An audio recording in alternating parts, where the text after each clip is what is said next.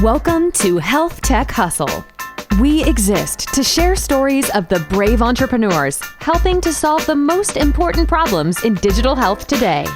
We interview top leaders in health tech and bring them onto our show each week to listen and learn from their story.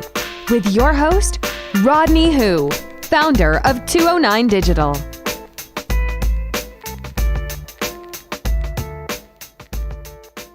Hello, and welcome to another episode of the HealthTech Hustle Podcast. I'm joined today by a very special guest, Miss Oryna Schiffman. She is a content strategist, and she has experience with content marketing, branding, and copywriting. So she offers a very unique perspective in this industry, and I'm excited to have her on and just learn from her and see what strategies and tactics are working today. And so with that being said, Oryna, welcome to the podcast. Thank you so much. I'm happy to be here. No problem. So let's just jump right into it. Why don't you just give people a little bit of background of who you are and how you got into your area of expertise? Okay, well, I have been ghostwriting for many, many years, and more of my clients ended up being in the medical field, and I was fascinated by them. And so one of them, I was rebranding, a therapist specializing in marriage therapy. I rebranded him the Untalk Therapist.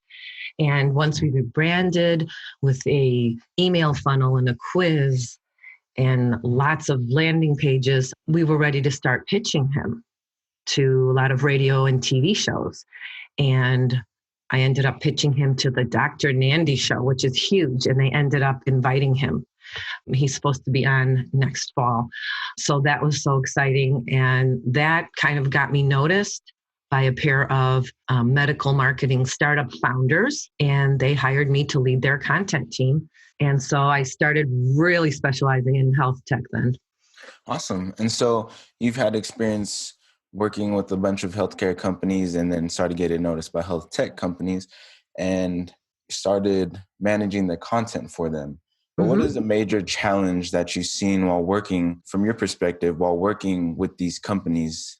Well, with the startups, I have to say that sometimes these executives, these founders, they're programming and coding geniuses. And sometimes they're so enchanted by the technology, that they're working on, that they forget that in the end, that technology is going to be used to connect to humans and to convert humans, and you have to convert humans through content, so you have to really communicate with your potential customers, and you have to inform and entertain them in some way in order to gain their trust before they're going to buy anything from you. And so the challenge with some of these startups is that they are founded by people who are extremely immersed in the technical side of things. And so in order to collaborate with them, sometimes it's challenging. You have to show them a lot of research about the profound impact that content makes on attracting, customers to their new platform. So that's been a challenge. And then with the actual healthcare providers, sometimes the challenge is it's very similar. They are so immersed in their medical specialty that they want to explain every detail, every scientific biochemical reaction right away. And I slowly ease them into the reality that your audience is maybe not prepared for that level of technical knowledge right off the bat.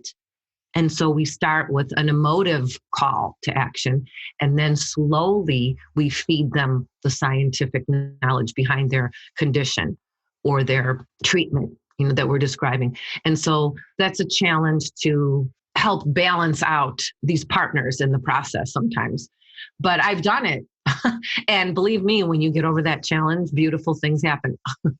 Oh, that's awesome. So, I guess I know exactly what you're talking about when it comes to healthcare and technology, because there's very smart people in these industries. And what they often get caught in is the knowledge curse, where on a scale of 1 to 10, they're trying to explain everything at a level 10, but most of their market only understands about a level 2. And so you're trying to bridge that gap, right? Exactly. How can you simplify your message and get digestible for the average consumer? Yes, exactly. And, if the consumer gains your trust, they will stay with you and they will stay with your content long enough to get to the science gradually, right? But if you don't attract them through emotive language first, they'll never get to the end of the webinar or whatever, where they learn the science. So you're absolutely right. It's a challenge, and that's why we have to have the soft skills, right? Definitely, definitely. Communicate with those genius minds.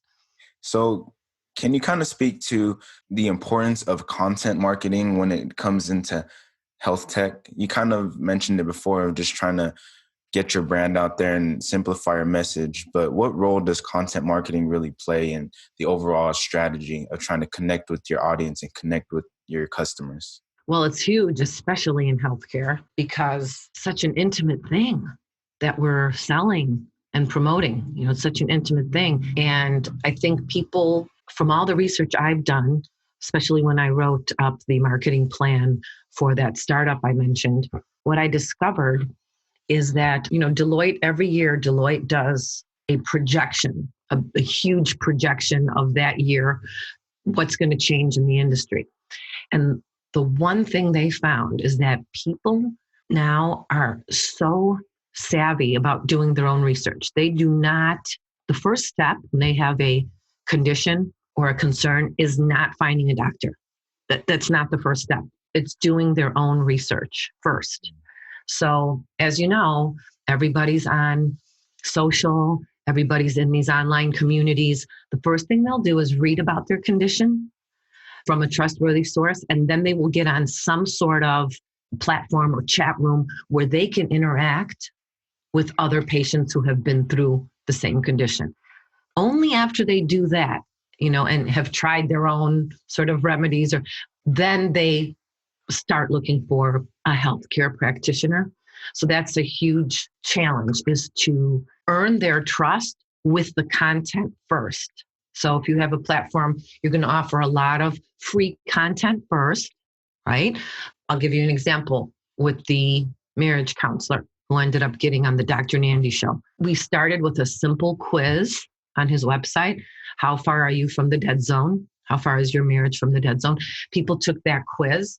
That quiz then led them to a free webinar, which I had to rewrite to make it very emotive and give specific case studies that people could relate to.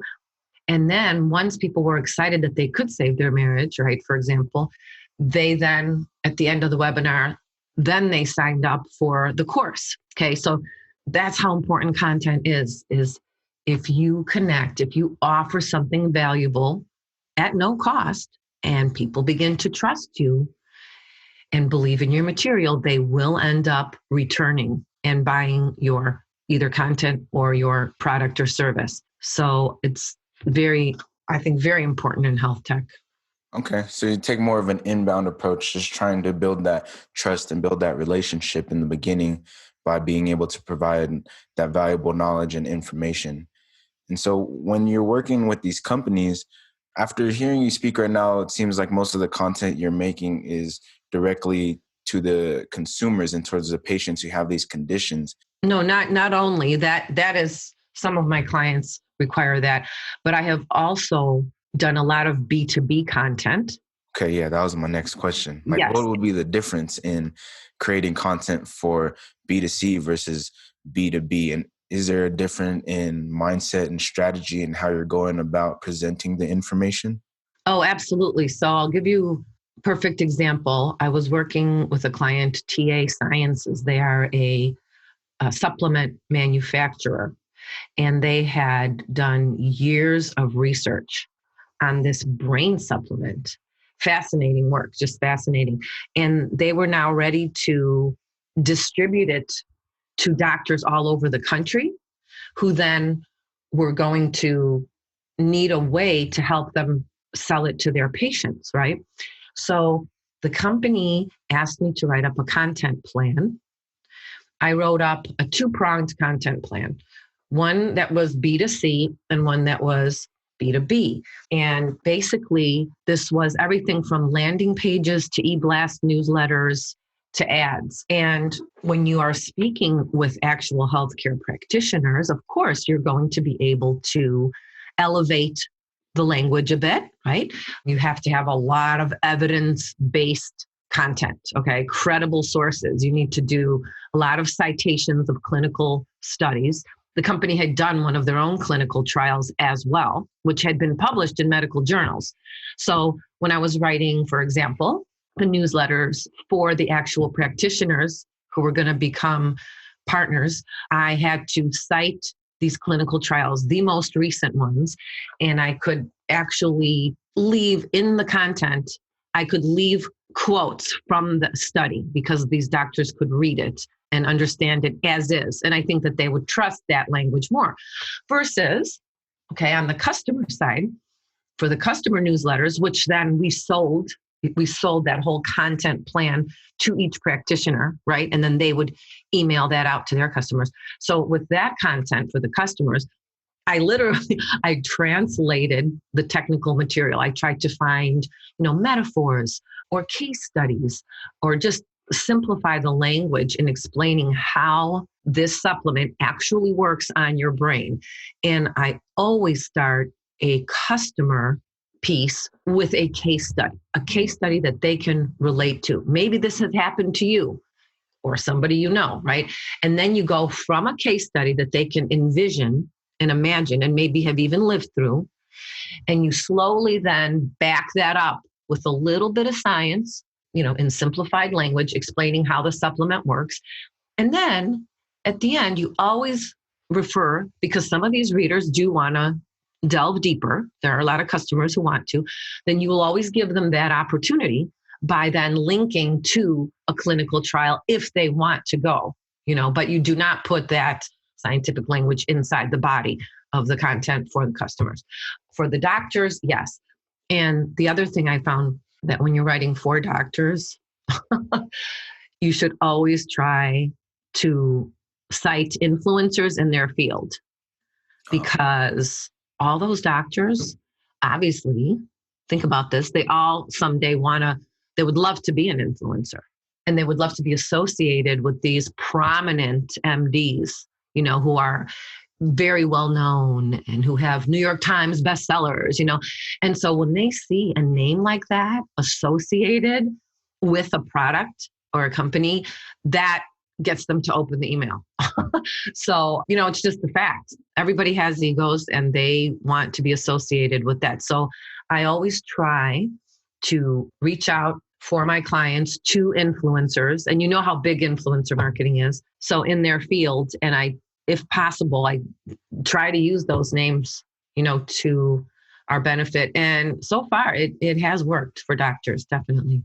Okay, awesome. Yeah. So it's like doctors, they like to have that authority. And by doing that, you're kind of working on their branding and authority in their field as well.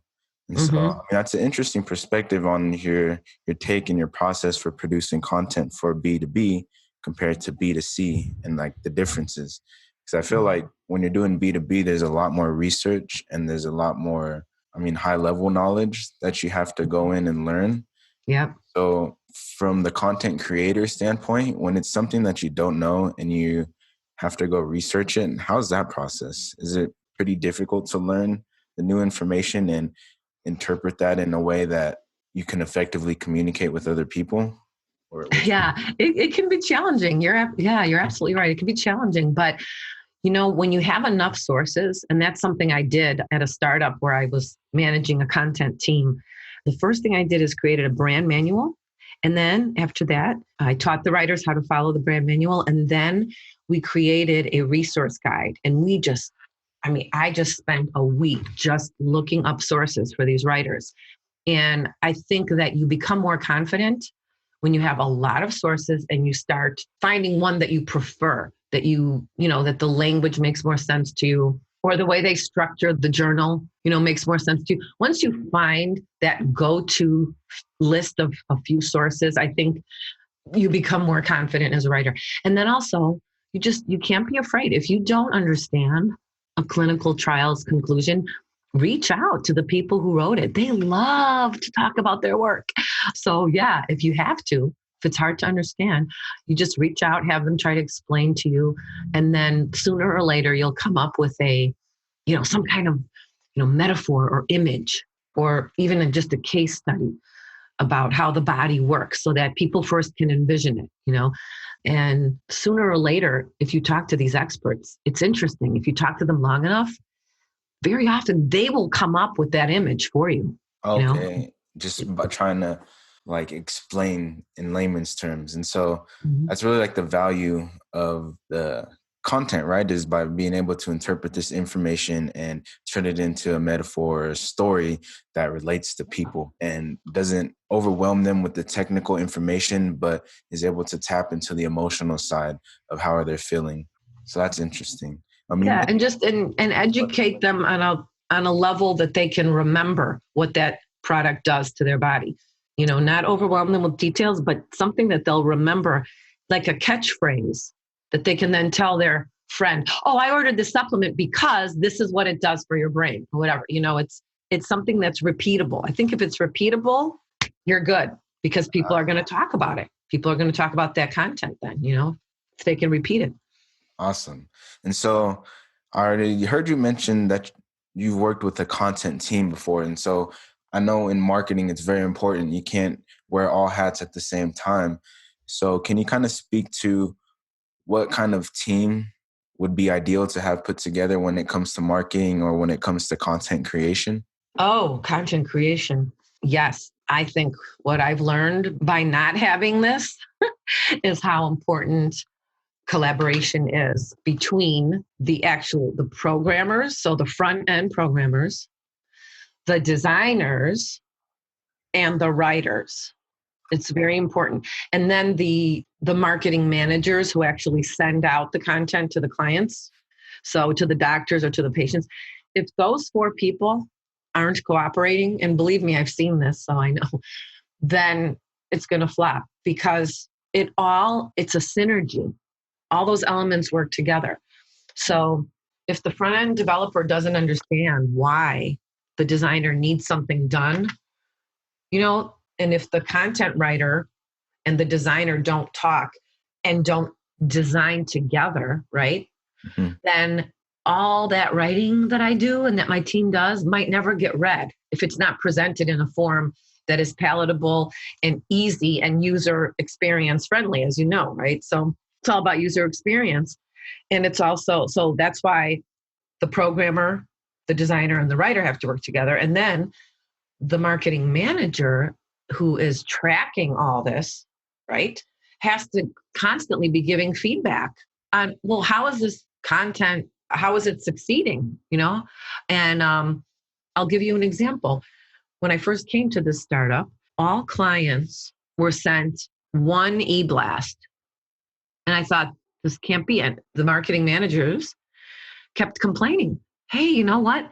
Every week, some client quits. Some doctor says, I don't want that service anymore. I don't want the e-blast. I don't want the social media anymore.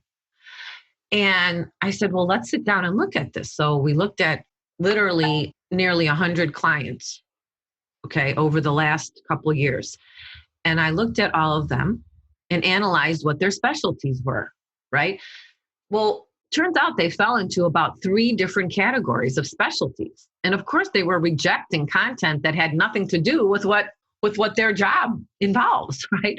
So the marketing manager wasn't communicating, okay, who is quitting and why? They weren't getting that information. Had they told the content team, this is who's quitting, and they're telling us why, then they would have thought of this idea long ago. Let's segment the content. We have our clients fall into 3 groups.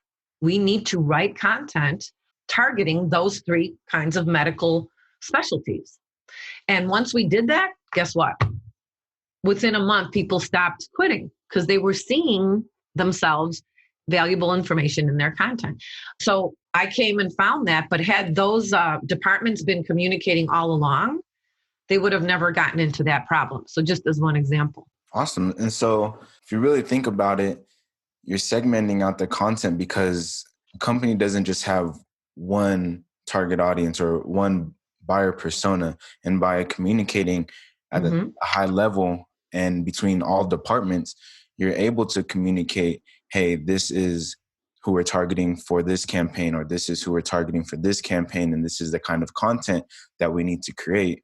But without that communication, then you're kind of just everyone's working individually rather than a team. Yep, exactly. And all the companies I see that succeed, they are constantly communicating. There's interdepartmental communication, and everybody is sharing the data. Everybody is concerned when a client quits or, cancels a certain service. Everybody knows about it. And then they can troubleshoot. Why did this happen? So it's all communication, Awesome. And so kind of leads me into the next question, because communication is key. I know a lot of health tech companies, they focus on like their main platform and the main software that they're offering to the public. But what sort of tools on the back end do you find most effective when it comes to communication, for example, or other forms of managing content? Well, how to manage it? Yeah. So like just what sort of tools would you use as a content strategist, and like tools to communicate, for example, just to keep everyone on the same page? Oh, okay. Well, there's the Agile system with the scrums, the daily scrums is a very good system. It's kind of tough to keep up at first, but you get used to having those scrum meetings every morning. And by using the Agile system, I think that the different departments become less intimidated with each other's specialties because they're interacting and they're sharing. It's like, and then you learn a little bit about, the writers, for example, learn about SEO. That's one of the things I instigated. I came in to a company once, the startup, and they were having the SEO director, get this, researching the keyword phrases, the SEO, long-tailed keyword phrases, researching them and just inputting them into a form, right? And then sending that form to the writers. Well, first of all, that's inefficient for everybody's time, but also content-wise, if you're the writer and you're going to be weaving the keyword phrases into the content, shouldn't you be the one finding them? It only makes sense because every single angle, every single keyword phrase, motive that a user might type in to land on your page. And there's more than one reason. They may have no idea about the treatment you're writing about, but they know what their problem is. And they know for example, they may know a more traditional treatment for their condition, let's say. And let's say they're trying to find that first. If we know as writers what the traditional treatment is versus what our alternative treatment is that we're trying to market for our client, we're going to go ahead and use the keywords for the other treatment that more people already know about in the content, right? Whereas an SEO director might not know that about content. They're busy doing SEO on site as well as the content, right? They should give the writers the opportunity. And that's what I suggested. And it was finally approved by the CEO. And so all of my writers were trained to use keywords everywhere, which was a tool that used to be free until last May, I believe. Anyway, and so the SEO director trained all the writers to do this. And at first they resisted. Like, why do we have to do more work?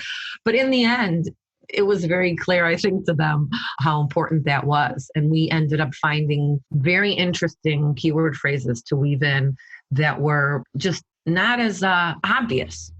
You know what I mean? Not as obvious. And so that's just one example of using tools and learning new tools from other departments when you are communicating on a regular basis. Nice. So, from a content creator standpoint, having an SEO tool is super valuable to be able to get a deeper understanding and find new opportunities and new ways to present your information and get that out there. Absolutely. And so while you're talking, I actually was thinking of another question, because throughout this conversation, you mentioned a lot of different types of content that you can create, whether it's newsletters, ads, landing pages, or webinars. But if you're starting out with your health tech company, is there one strategy that you would focus on first when trying to connect to your consumers and then try to move them down through the funnel? I think everybody would say research, research, research, do your homework first. I think everybody would agree. Writing the business plan, for example, for a startup really taught me so much about how consumers seek out this information and also why they do or don't follow up on the valuable recommendations that they research. It's very interesting when and how people actually follow up on their health issues, And so doing that big picture research is so important. Going to see what the predictions are in the industry, looking at the numbers, like what kind of healthcare practitioners are starting to attract more consumers. Boom. When you find out what's happening, what used to be called CAM, which is complementary and alternative medicine, is really no longer so alternative. It's really shifting. Huge shift in the last, I would say, 10 years. What used to be considered, woo-hoo, alternative and not covered by insurance is now becoming mainstream. For example, the biggest example I can think of is acupuncture.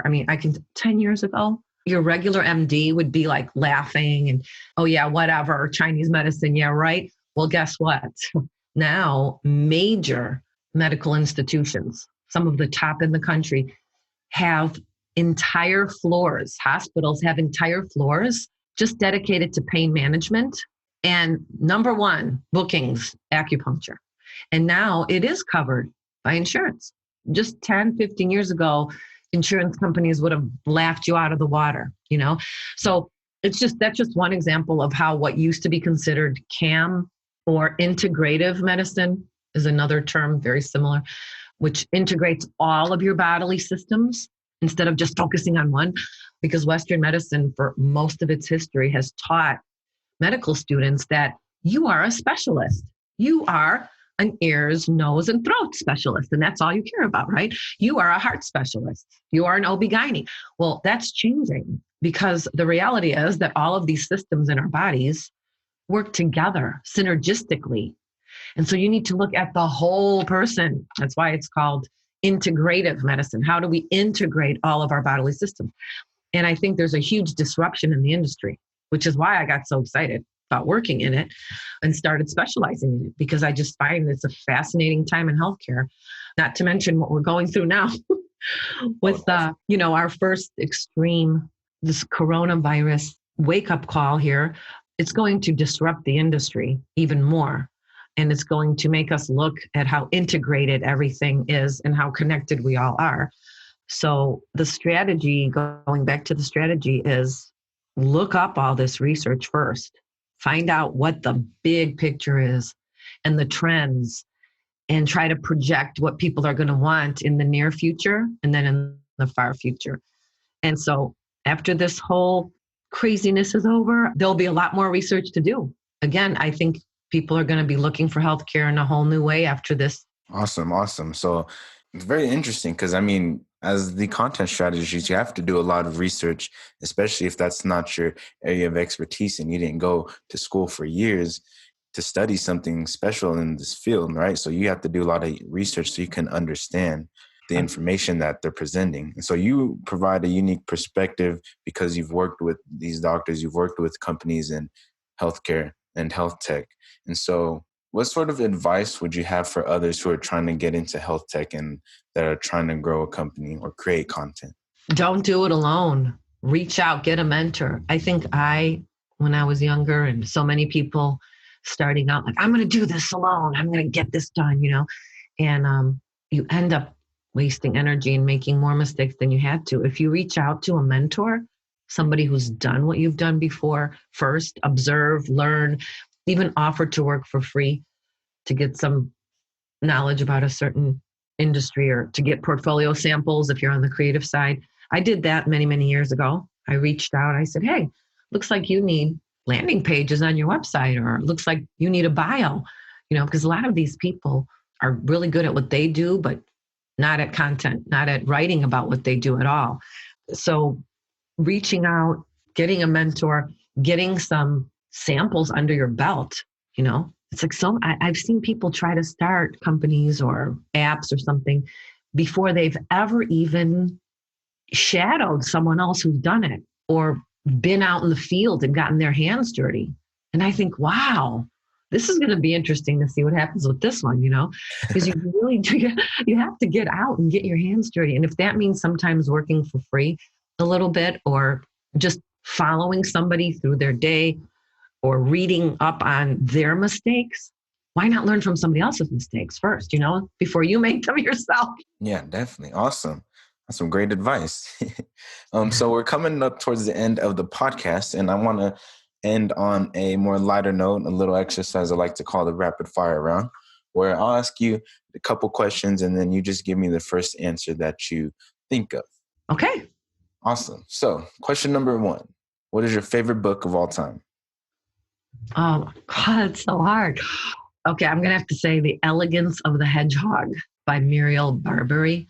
Just the beauty of that book and the eye-opening fact that the most interesting, intelligent, and creative people are sometimes hidden in the shadows of society, and that you have to keep your eyes open to find them because they can change your life. I mean, that's what I got out of that book. And I can read that book over and over. It is just beautifully written.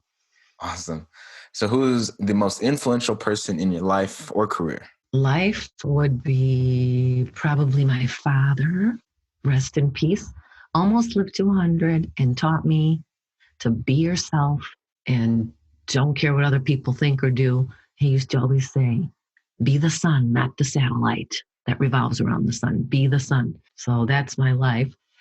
And for career, I think who really got me to have confidence to follow a career in writing would be Julia Cameron, the famous author of The Artist's Way, which magically is still popular 25 years later. I mean, that says something. People are still reading The Artist's Way. So Julia, I actually was lucky enough to have a workshop with Julia years ago. She doesn't even do workshops anymore because her books are best-selling.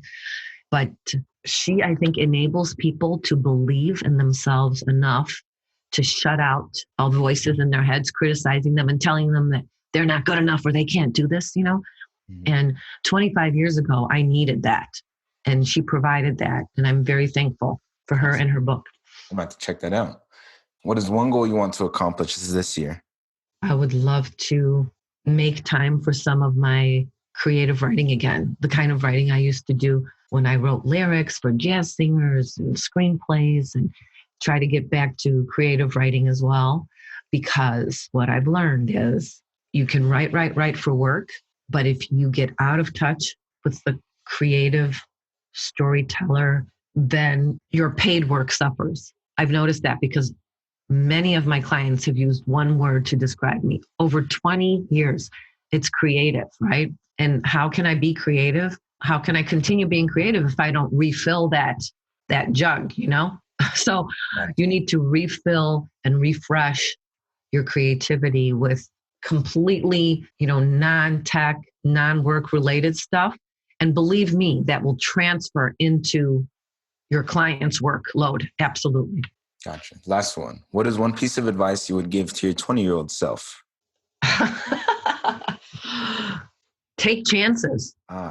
Keep up with technology and don't stop laughing. Don't take yourself too seriously. That's awesome. I think that's a perfect way to end today's podcast. Oryna, I really want to thank you for jumping on today and just sharing your knowledge. Thank you. Thank you for inviting me. It's been fun.